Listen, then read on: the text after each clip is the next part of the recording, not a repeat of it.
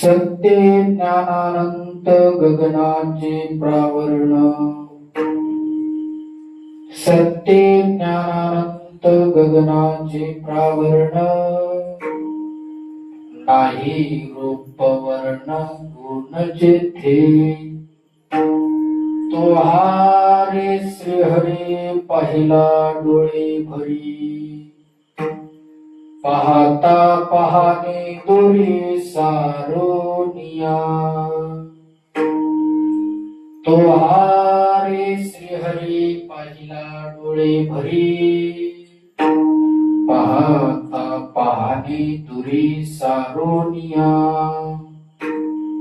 ज्ञानदेव मने ज्योतीची निज ज्योती, तेहे उभी मूर्ती विटेवरी, तो हारे श्रीहरी पाहिला डोळे भरी, पाहता पाहणे दुरी सारोनिया, विठ्ठल विठ्ठल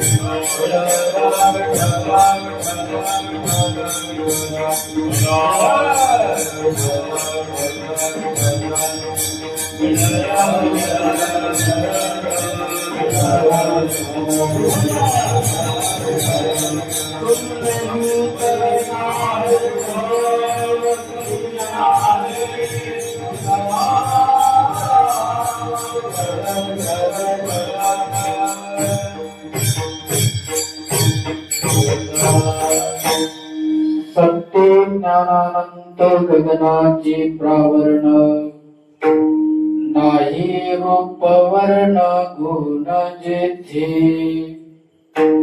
तो हारे श्रीहरी पाहिला डोळे भरी, पाहता पाहणे दुरी सारोनिया, पांडुरंगा करू प्रथम नमन, दुसरे चरण संतांच्या, त्यांच्या कृपादानी कथेचा विस्तारू, बाबाजी सद्गुरु दास तुका, ओम नमो ज्ञानेश्वरा, करुणा करा दयाळा, तुम तुमचा अनुग्रह लाधरो पावन झालो चराचरी तया माझे दंडवत कपी कुळी हनुमंत सत्य ज्ञानानंत गगनाचे प्रावरण नाही रूप वर्ण गुण जेथे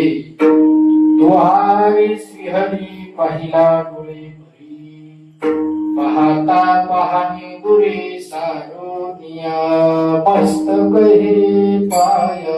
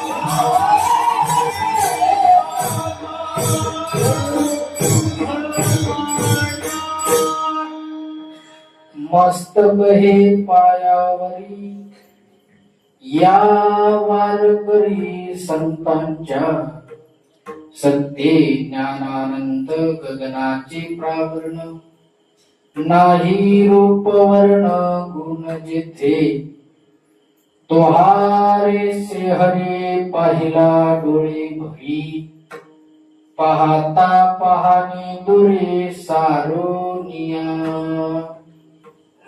आज मौजे शिकारा या ग्रामातील सर्व ग्रामस्थांचे ग्रामदैवत महारुद्र अवतार श्रीराम भक्त दक्षिण दिशा अभिमुखी सिंहासनावर प्रसन्नपणे विराजमान असलेले हनुमंतराय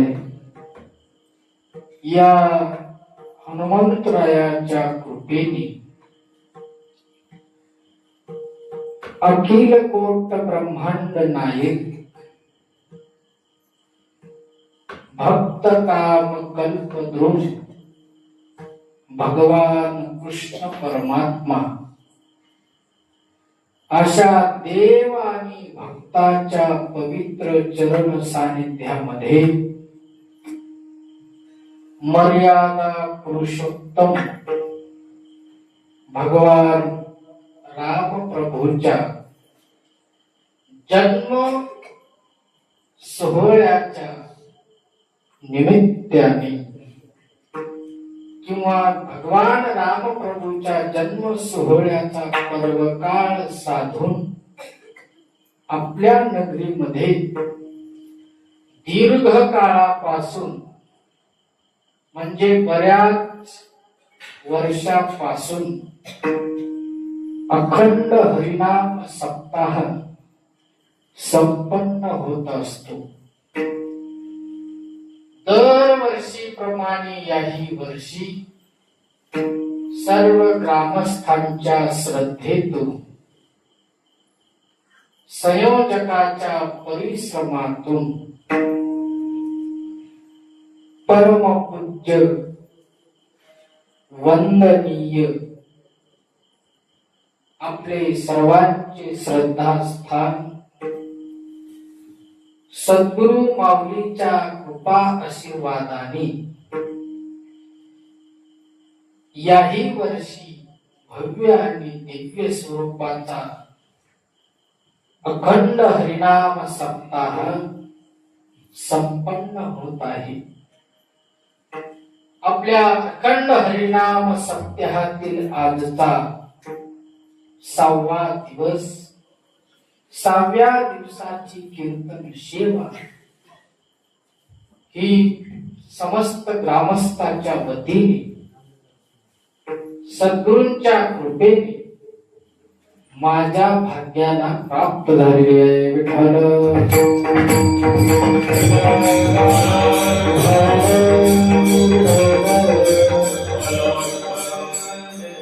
म्हणून तुम्हा सर्व वयवृद्ध, तपोवृद्ध, ज्ञानवृद्ध सर्व माता पित्यांच्या उपस्थितीमध्ये आपल्या विभागातील नामांकित गुणीजन गायक, मृदंग वादक, आपल्या नगरीतील भजनी मंडळ, बाहेरगावचे भजनी मंडळ या सर्वांच्या सहकार्याने चालू असलेली आजची आत्ताची ही कीर्तन सेवा सेवेसाठी, चिंतनासाठी म्हणून घेतलेला अभंग विश्ववंदनीय विश्वमाऊली संत ज्ञानेश्वर महाराज यांचा असून या अभंगामध्ये माऊली ज्ञानेश्वर महाराज उपासकाला उपास्य दैवताचं यथार्थ स्वरूप सांगणारा म्हणजे आजचा अभंग आहे. विठ्ठल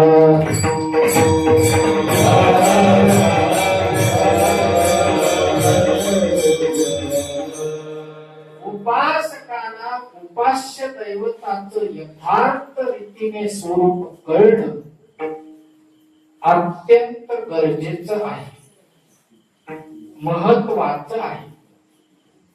उपासकाला उपास्य दैवताचं यथार्थ स्वरूप जोपर्यंत कळत नाही तोपर्यंत उपासकाची उपासना हे फलद्रूप होत नाही.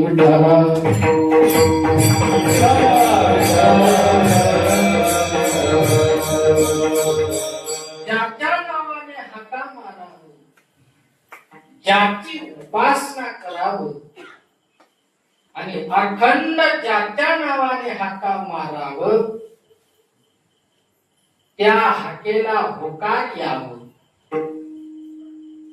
हाका मारणं चालू आहे, पण हाकेला आपल्या अजून होकार आला नाही. ज्याच्या नावाने हाका मारावं, ज्याच्या नावाने हाका मारावं तो व्यक्ती समोर आला तरी न ओळखावं, त्या हाका मारण्याला काय किंमत नाही. ज्याच्या नावाने हाका मारावं तर त्या हाकेला कधीतरी होकार यावं, तर हाका मारण्याला काहीतरी किंमत मानावं. विठ्ठल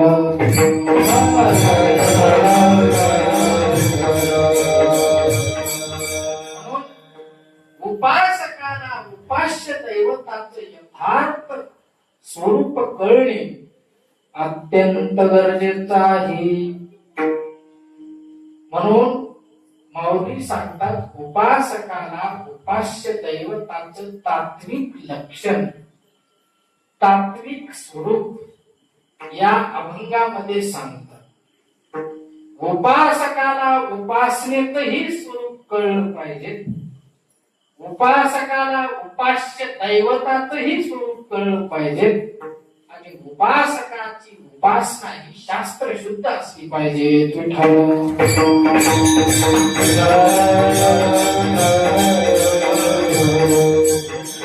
पहिला तो उपासक शुद्ध असावा, उपासकाच्या उपासना शुद्ध असावी. ज्याची उपासना करतो ते उपास्य दैवत तीही शुद्ध असावं आणि उपासकाच्या उपासनेच्या पाठीमागचा हेतू सुद्धा शुद्ध असावा. उपासना शुद्ध आहे, उपास्य दैवत शुद्ध आहे, उपासनेच्या पाठीमागचा हेतू जर शुद्ध नसेल तर त्याची उपासना उपासकाला कृतार्थ करत नाही. विठ्ठल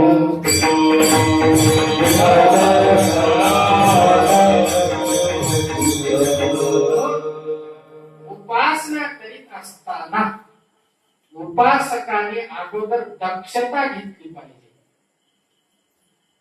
ज्या दैवताची आपण आराधना करतो, ज्या दैवताची आपण अखंडित उपासना करतो, त्या उपासनेचा पाठीमागचा भाव, त्या उपासनेच्या पाठीमागचा हेतू कसा असला पाहिजे?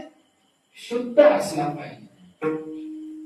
जोपर्यंत आपल्या उपासनेच्या पाठीमागचा भाव शुद्ध होत नाही, तोपर्यंत उपासकावर उपास्य दैवत प्रसन्न होत नाही.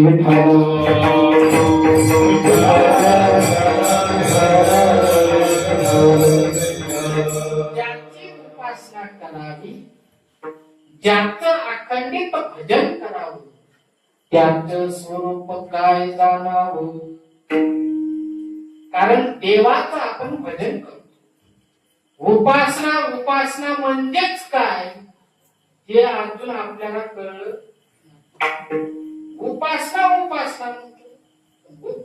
म्हणजे नेमकं काय आहे याविषयी आपल्याला जाणून घ्यावं लागतं. उपासना म्हणजे भगवत नामस्मरण करणं. उपासना म्हणजे भगवंताच्या नामाचं अखंडित चिंतन करणं, भजन करणं. आता हे चिंतन आहे, आपण भजन करतो, हे काय आहे? उपासना आहे.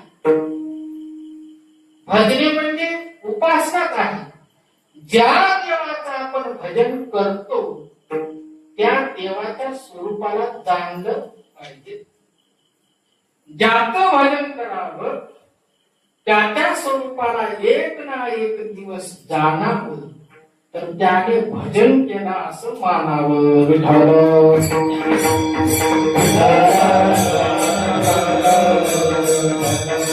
देवाचं भजन करून देव स्वरूपाला जर प्राप्त झाला नाही, तर त्याचं भजन त्याला कृतार्थ कधी जीवनामध्ये करू शकत नाही.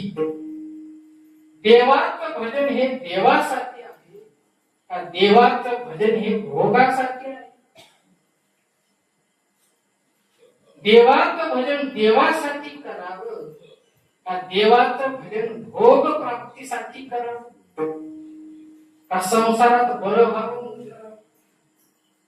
देवाचं भजन हे भोगासाठी नसतं महाराज. देवाचं भजन हे देवासाठीच असतं. विठ्ठल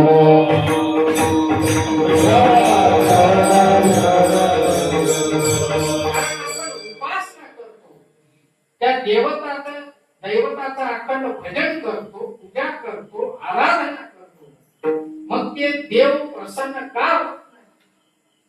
देव स्वरूपाची आपल्याला प्रतीती का येत नाही? अनुभव का येत नाही? अरे ज्याची उपासना केला असताना ज्या देवाचं आपण अखंडित भजन करतो त्याच्या स्वरूपाला जाणलं पाहिजे. कारण देवाचं भजन हे देव स्वरूपाला प्राप्त होण्यासाठी आहे का देवाचं भजन हे करमणुकीसाठी आहे? घरी कर्मना केलं म्हणजे इथं येऊन वेळ घालवण्यासाठी नाही. देवाचं भजन हे संत सज्जनाने भक्ताने कशासाठी केलं तर देव प्राप्तीसाठीच केलं. कारण त्यांच्या पाठीमागचा हेतू शुद्ध होता, भाव शुद्ध होता. देवाचं भजन कशासाठी करावं? देवाचं भजन कशासाठी करावं? देवाचं भजन करून माझ्या पदरामध्ये फळ काय करावं हे अगोदर त्यांना कळावं, तर त्याने भजन करायला निघावं. विठ्ठल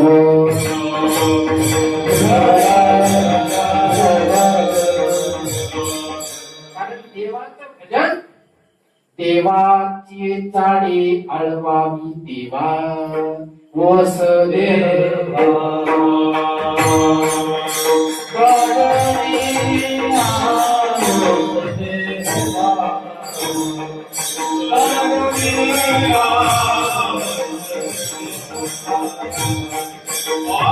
Hallelujah.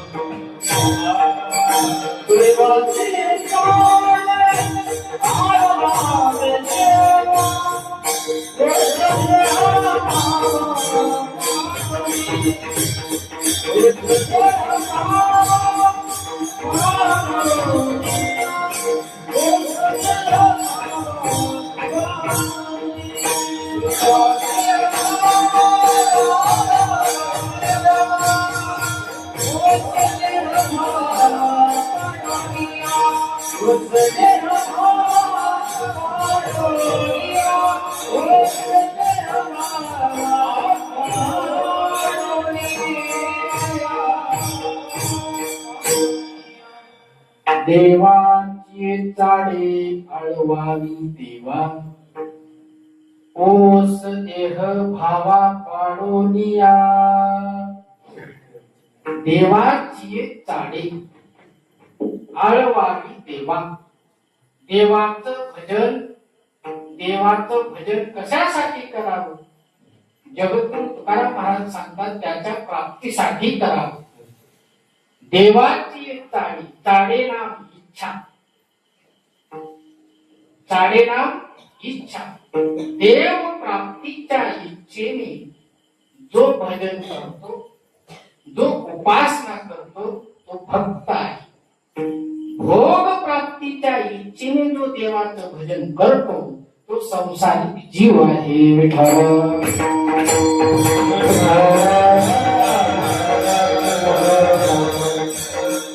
जीवाचं भजन वेगळं संतांचं भजन वेगळं आणि भगवत भक्ताचं भजन वेगळं संसारिक जीव देवाचं भजन करतो कशासाठी करतो भोग प्राप्ती होण्यासाठी करतो यावे खावे प्यावी असावे सदैव हेची करी हा संसार महाराज सांगतात भगवंताचं भजन संसारिक जीव कशासाठी करतो लेवायला चांगलं मिळावं खायला ऐकत मिळावं बिना कष्टाचं देवाभिमुख उद्योगवान असा धनवान असा हे संसारिक जीवाचं आहे मग आपण देवाचं भजन करत नाही का देव स्वरूपाला प्राप्त होत नाही देवाचं भजन करण्यामध्ये आपण कमी नाही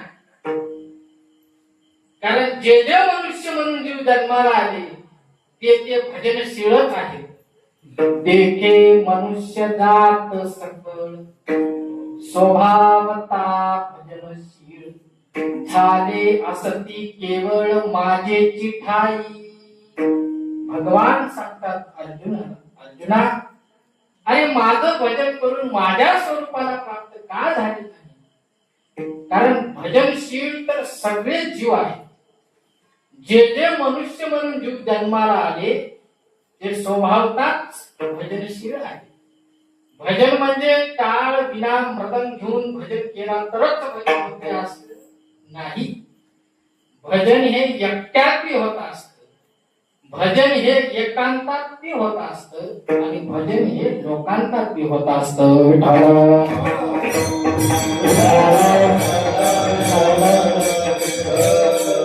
एकांताचं भजन हे स्वउद्धारासाठी आहे लोकांतामध्ये केलेलं भजन हे जनासाठी जनासाठी लोकांतात यावं लागतं आणि स्वतःच्या उद्धारासाठी एकांतामध्येच भजन करावं लागतं विठ्ठल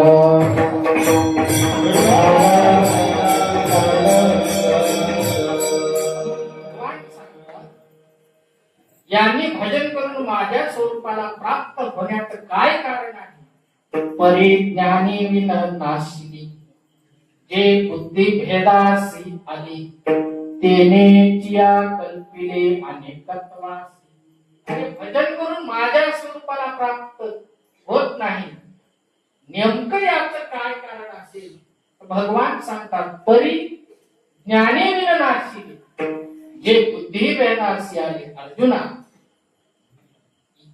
ज्ञान नसल्यामुळे भजन कुणाचं करावं कसं करावं कशासाठी करावं हे जीवाला ज्ञान नसल्यामुळे त्यांचं भजन हे नाशालाच प्राप्त झालं परिज्ञानी विन नाशिनी. ज्ञान नसल्यामुळे त्यांचं भजन नाशाला प्राप्त झालं आणि अज्ञानाचं भजन नाशाला प्राप्त झालं. कारण एक असताना माझ्या ठिकाणी अनेकत्वाची कल्पना करणारी कोण असेल तर मानवी बुद्धी आहे. देव एक आहे. एक असलेल्या देवाच्या ठिकाणी अनेकत्व कोणी आणलं तर या भजकानेच आणलं. महादेव वेगळा, विठोबा वेगळा, मारुती वेगळा, दत्त वेगळा, हे वेगळे नाही. कारण आनंद रूप धारण केलेले आहेत. भगवंताने आनंद रूप जरी धारण केला तरी त्याच्या एकत्वाची कधी हानी होत नाही. कारण एकमेवा अद्वितीय ब्रह्म आहे. एक ब्रह्म आहे. एक ब्रह्माच्या ठिकाणी अनेकत्व कोणी आणलं असेल तर या भजकानेच आणलं. म्हणून एका देवाच्या ठिकाणी आपला विश्वास बसत नाही. थोडं महादेवाचं भजन करतं, देऊळ बदलले की विठोबाचं भजन करतं, मारुतीचं भजन. कारण श्रद्धा नाही, भाव नाही. जोपर्यंत आपली श्रद्धा कोणत्या तरी दैवतावर आढळ बसत नाही, जोपर्यंत आपला भाव शुद्ध होत नाही, तोपर्यंत आपण भजन मार्गामध्ये यशस्वी होणार नाही. राक्षसानं सुद्धा भजन केले, भजन केले नाही असं नाही. राक्षसानंही भजन केले, पण देवासाठी केले का भोगासाठी? इंद्रजिताने यज्ञ केला, देव प्राप्तीसाठी केला का देवाच्या घातासाठी केला? इंद्रजिताने यज्ञ केला आणि त्या यज्ञ करून काय मागितलं? देवाला मारण्यासाठी शस्त्र अस्त्र प्राप्त करून घेतलं. इंद्रजिताने यज्ञ केला, पण त्याच्या यज्ञाच्या पाठीमागचा भाव शुद्ध नव्हता. यज्ञ केला पण देवाच्या प्राप्तीसाठी केला नाही, देवाच्या घातासाठी केला.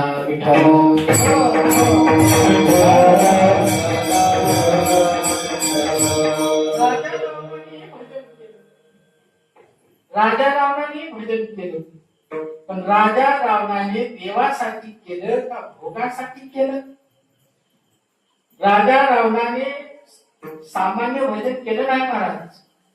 आपल्या शिराचे तार बनवले, शिराचे तार बनवले. शिराचे तार बनवून सप्त स्वरामध्ये भगवान शंकराला आळू लागले.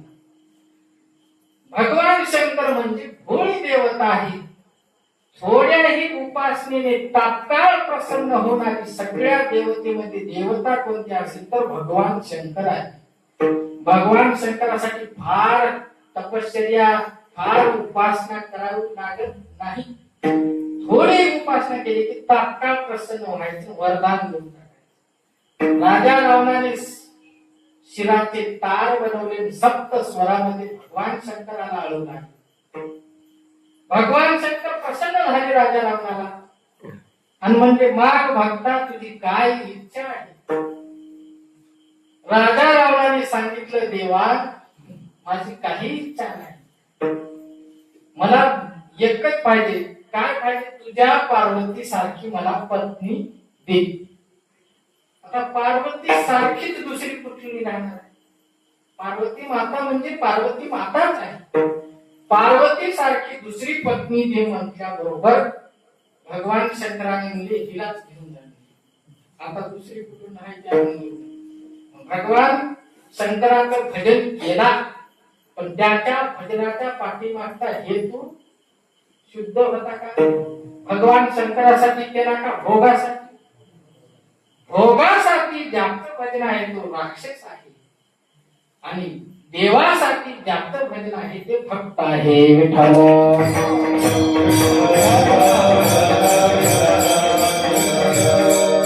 भक्त कोटी बसण्यासाठी देवाच्या कसोटीतच उतरावं लागतं. कारण भक्त हा कोणत्या भोगाची भगवंताकडून अपेक्षा करत नाही. देवदेव केलं तर संसारात बरोबर होईल म्हणून देवाचं भजन करणारा फक्त नाही. देवाचं भजन करावं, वरला पाणी लागावं देवा म्हटला तर देव कसा प्राप्त होईल मला? देवाचं भजन रात्रंदिवस करू लागला. देवा म्हणला माझ्या वरला पाणी लागू दे. म्हणजे भोगासाठी आहे का देवासाठी? काहीतरी मागण्यासाठी आपलं भजन. भक्ताचं भजन मागण्यासाठी नसतं, भक्ताचं भजन हे देवासाठीच असतं.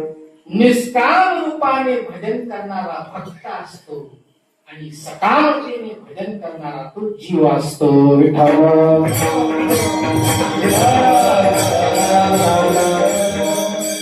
असाच एक भक्त रात्रंदिवस दीन रजनी हाची धंदा गोविंदाचे पवाडी. दिवस न कळे रात्र न कळे अंगी खेळे दैवत. दिवसही भजनात रात्रही भजनात, तिन्ही अवस्थेमध्ये जागृती स्वप्न आणि सुसुप्ती, तिन्ही अवस्थेमध्ये ज्याचं अखंड भजन आहे. अवस्था बदलली पण ज्याचं भजन खंडित झालं नाही. कारण 24 तासामध्ये 3 अवस्था प्राप्त होतात, जागृती स्वप्न आणि सुसुप्ती. 24 तासाच्या कालावधीमध्ये 3 अवस्था प्राप्त होतात. 3 अवस्था आल्या गेल्या पण भजन खंडित झालं नाही. असा फक्त रात्रंदिवस भजन करू लागला. असाच एका ग्रस्ताने विचारलं, जाता येता गुलाब रामकृष्ण हरी भजन चालूच आहे. त्या ग्रस्ताने विचारलं, बाबा तू रात्रंदिवस तुला बघत आहे, 4-5 दिवस झालं तुला पाहिलो, अखंड तुझ्या मुखामध्ये नाम आहे, देवाचं भजन करत आहेस, रात्रंदिवस तुझं भजन चालू आहे.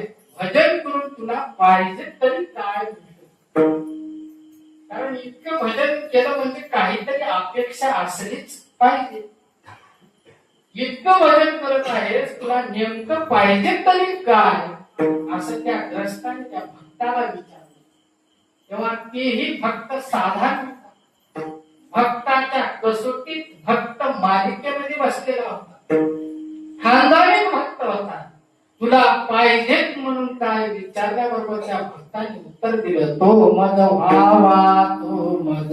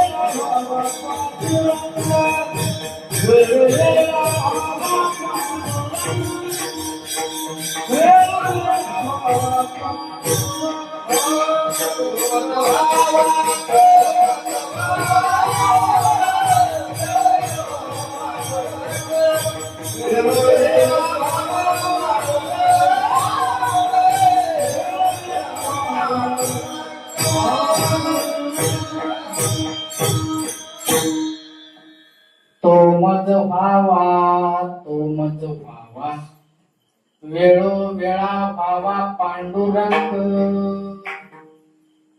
तो देव मला प्राप्त झाला पाहिजे, तो देव मला प्राप्त झाला पाहिजे अशी उत्कंठा ज्याच्या अंतःकरणाला लागलेली आहे, अशी झूर ज्याच्या अंतःकरणाला लागलेली आहे की तो देव मला प्राप्त झाला पाहिजे. कारण देवाचं भजन करून देव स्वरूपाला प्राप्त होण्यासाठी हे भगवंताचं नामचिंतन आहे. भजन करून दुसरं काही भगवंताला मागणी करायची नाही. कारण भजन हे मागण्यासाठी नाही, भजन हे उद्धारासाठी आहे. भजनाने जे फल मिळतं ते दुसरे कशाने मिळत नाही. भजनाचं फल काय असेल तर देव प्राप्ती आहे. भजन करून आपण जर काही मागायला लागलो देवाला तर देव आपलं कृतार्थ करत नाही. भजन करू लागला आणि एकाची म्हैस हरतो. नारळ दणकून फरला आणि देवाला प्रार्थना केला, देवा माझी म्हैस होती. काय देव आम्हाला करतो. कारण भजन आपण कशासाठी करतो, काहीतरी आपल्याला प्राप्त व्हावं. कारण प्राप्तीसाठी भजन नाही. संसारातलं काही मागू नका, देवानं द्याचं काही शिल्लक ठेवलं नाही तरी आपल्याला येईल तेवढं घ्यावंच वाटते. आजपर्यंत कोणी नको म्हणले का? देवासमोर आला, कोणी हात जोडला, काहीतरी सांगड घातलाच म्हणून समजा. कारण देवाचं भजन करून बोरला पाणी लागावं, देवा माझं शेत चांगलं यावं असं जर आपण मागलो तर प्राप्त व्हावं. देवाचं भजन करून धन प्राप्त व्हावं, देवाचं भजन करून मान प्राप्त व्हावं, देवाचं भजन करून अन्न प्राप्त व्हावं, हे भजनाचं फल नाही. अन्न मान धन हे तो प्रारब्धा अधीन. मान हे प्रारब्धाच्या अधीन आहे, धन प्रारब्धाच्या अधीन आहे आणि अन्न प्रारब्धाच्या. प्रारब्धाने जे फल मिळतं ते भजनाने मिळत नाही. भजनाने जे फल मिळतं ते प्रारब्धाच्या बापाला मिळत नाही.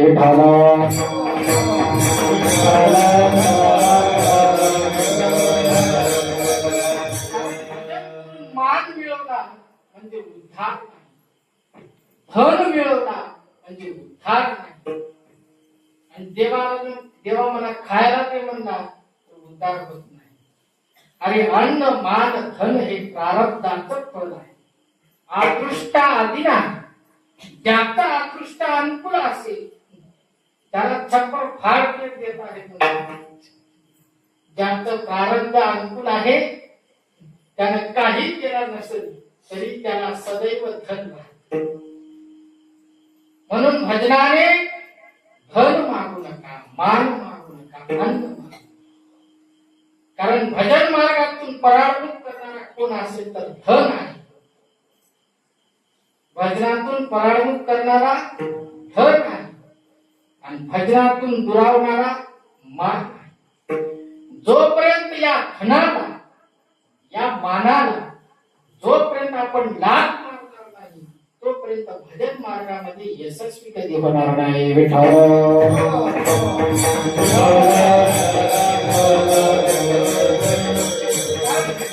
सज्जनाने भजन केलं पण त्या भजनातून धन मिळवलं नाही, मानाची अपेक्षा केली नाही.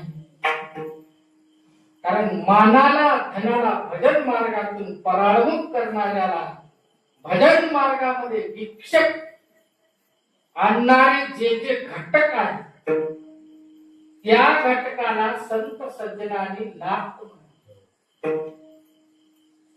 आपणही त्याला दुरावलं पाहिजे.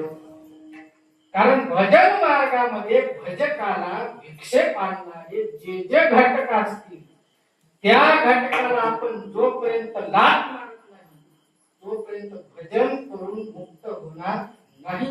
म्हणून संत सज्जनांनी काय केलं, मानाला धनाला अगोदर लात मारली. मान दंभ चेष्टा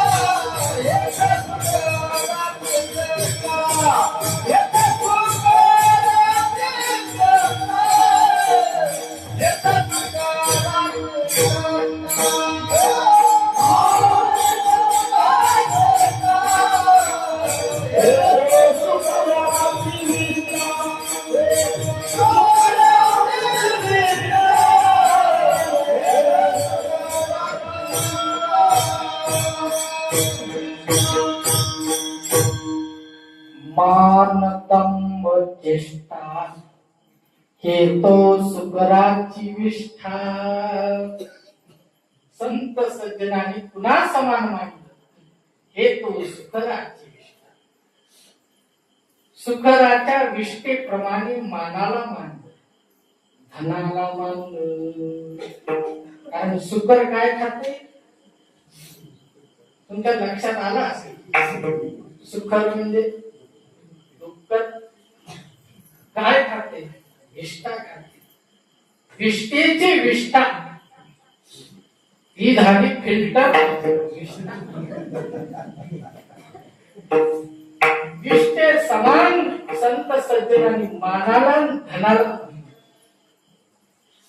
इतका चिरस जोपर्यंत मानाचा धनाचा जोपर्यंत अंतःकरणामध्ये बसत नाही तोपर्यंत भजन करून मुक्त होणार नाही.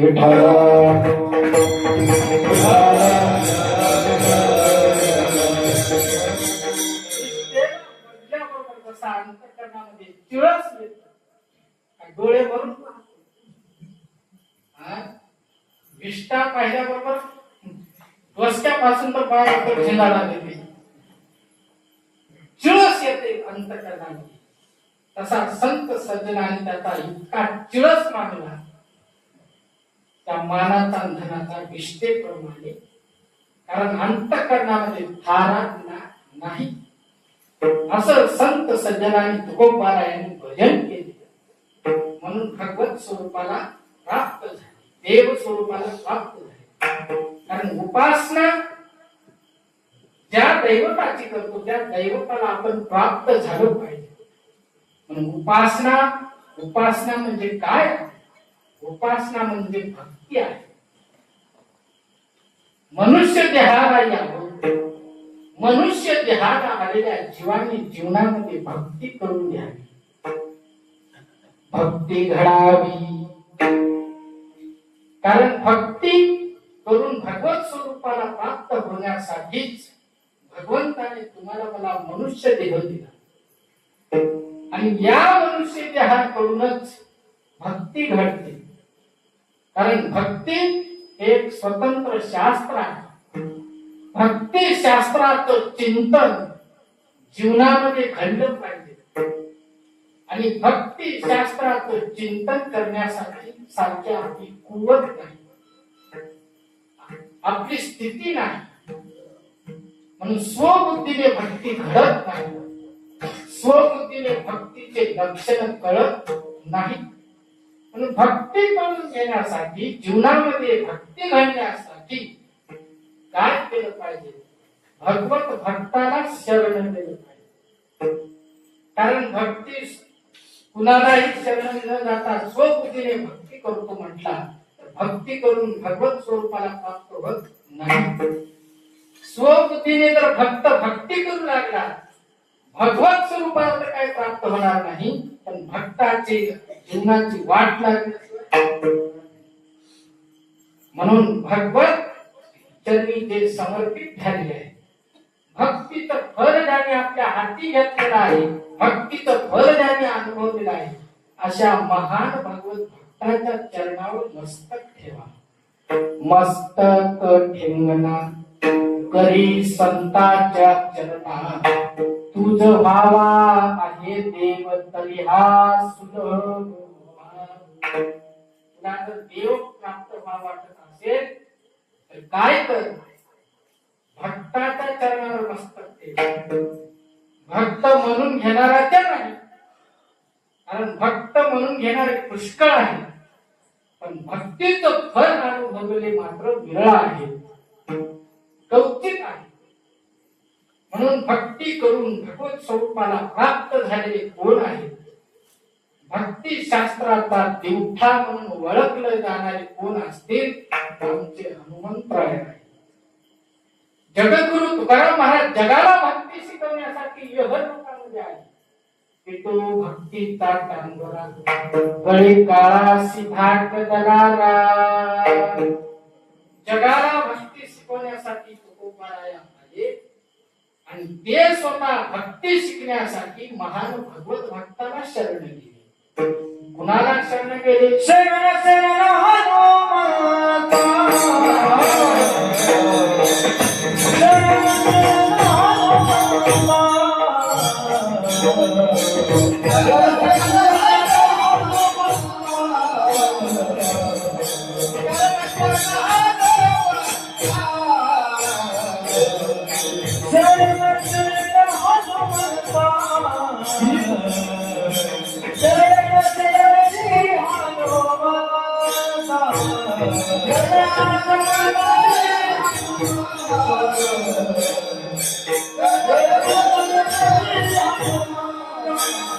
तुम्हारा तुम्हारा तुम्हारा रामदूता तुम्हारा तुम्हारा तुम्हारा रामदूता माया भक्तिया नावाना माया भक्तिया नावाना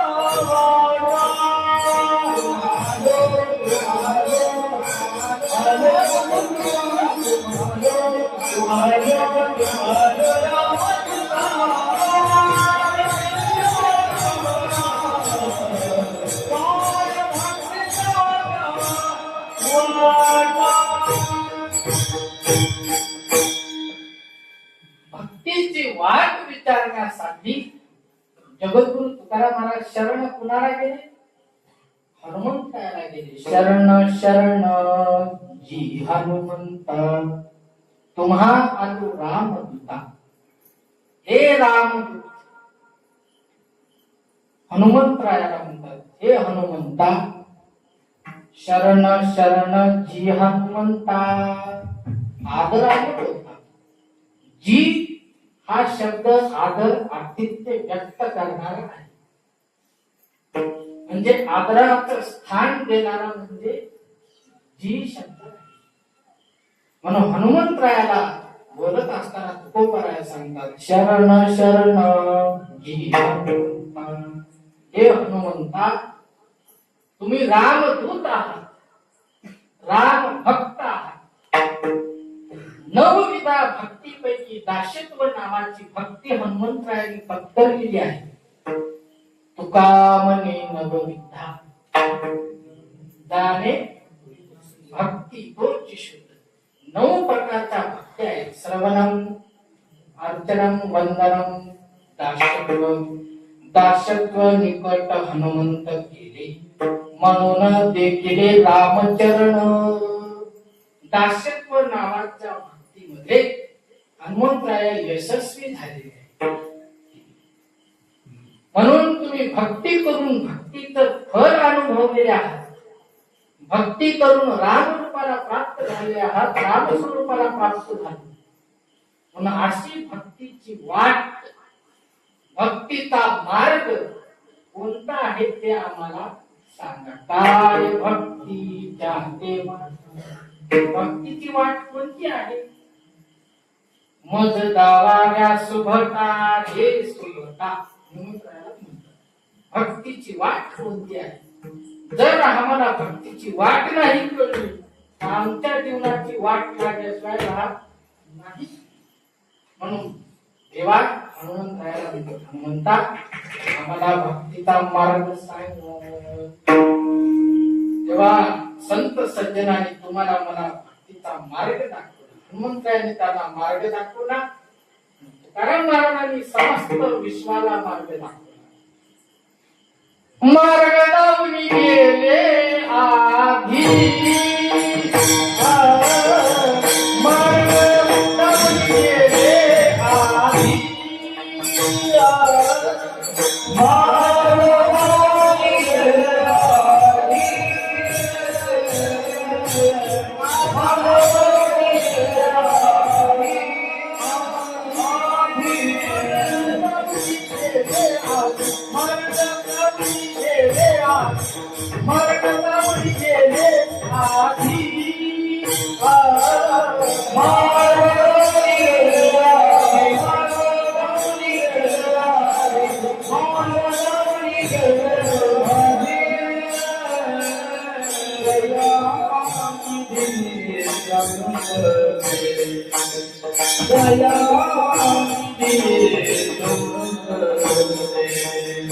दयानिधी संत येण्याची पंकज दाता येण्याची पंकज दाता दया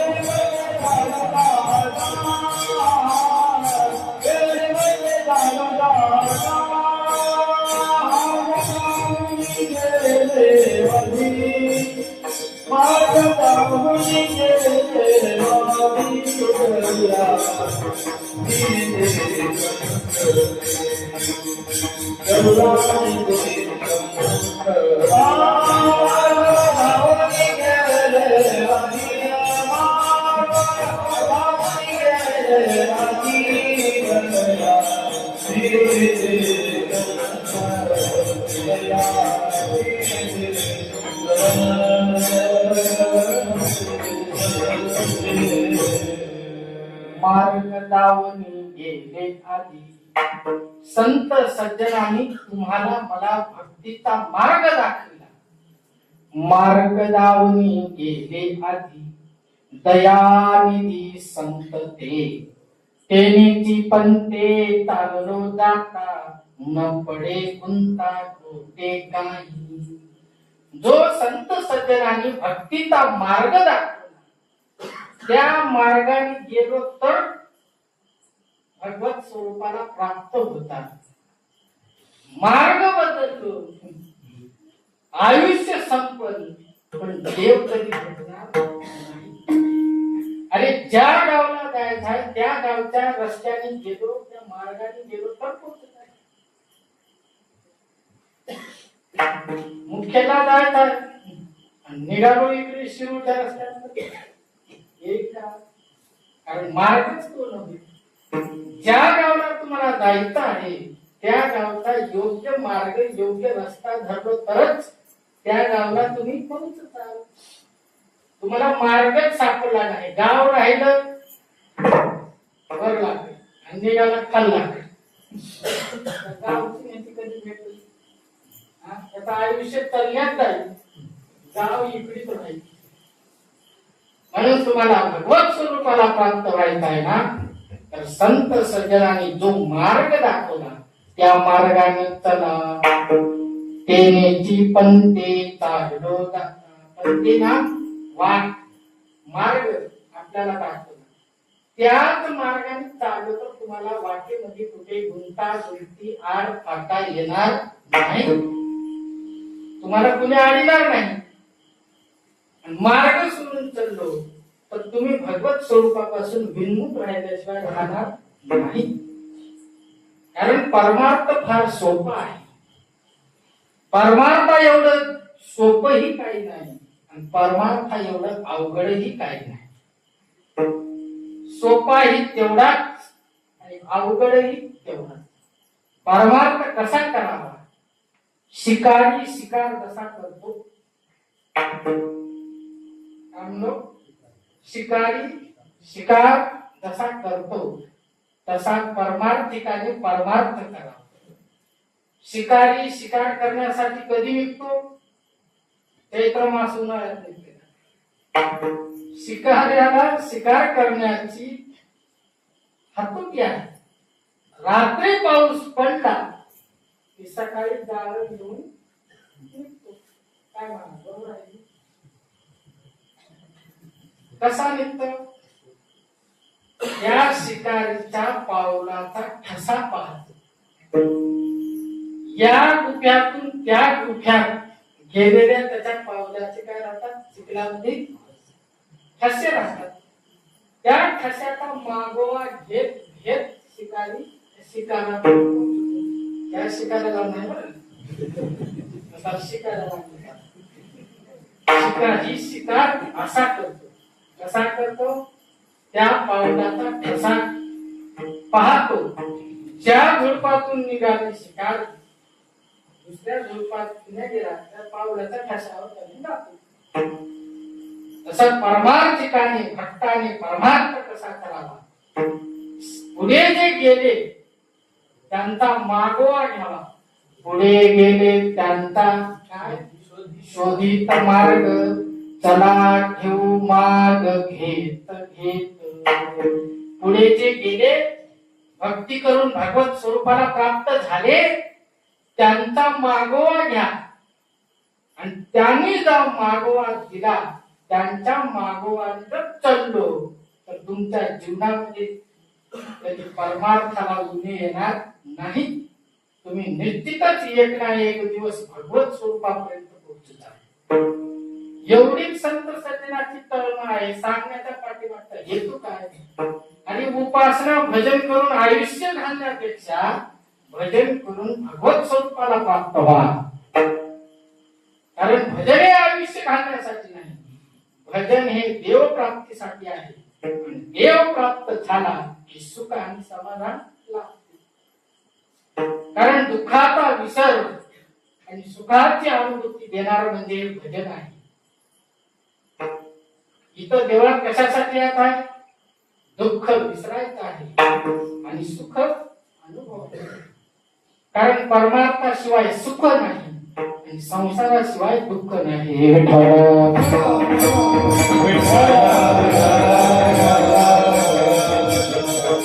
संसारामध्ये दुःखाची व्याप्ती आहे, दुःखाचा अनुभव आहे. आणि परमार्थामध्ये कोणी सांगणार नाही की मला परमार्थात दुःख नाही. कारण सुख, समाधान, शांती देणारा म्हणजे परमार्थ आहे.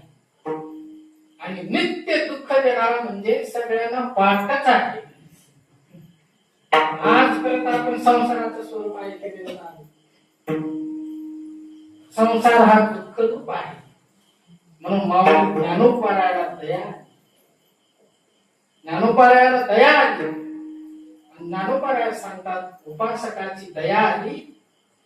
उपासकाच्या दयेने, साधकाच्या दयेने, साधकाचा माय बाप दरुषणे हरिता सर्वाभूती सुखरूप ज्ञानोपा माझा. साधकाचे मायबाप ज्ञानेश्वर महाराज आहे. त्या साधकाची दया आली, उपासकाची दया आली. आणि संत ज्ञानेश्वर महाराज ज्या देवताचं भजन करतो त्या देवताचं या अभंगामध्ये मूळ स्वरूप सांगतात. विठ्ठल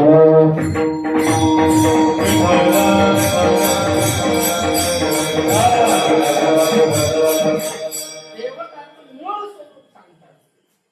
जे भगवान परमात्म्याचं मूळ सात्विक स्वरूप आहे ते स्वरूप सांगतात. परमात्मा मुळामध्ये कसा आहे? निर्गुण निराकार आहे. निर्गुण निराकार असलेल्या परमात्म्याचं वर्णन आजच्या अभंगामध्ये सांगतात. परमात्मा मूळ स्वरूपाने अव्यक्त आहे.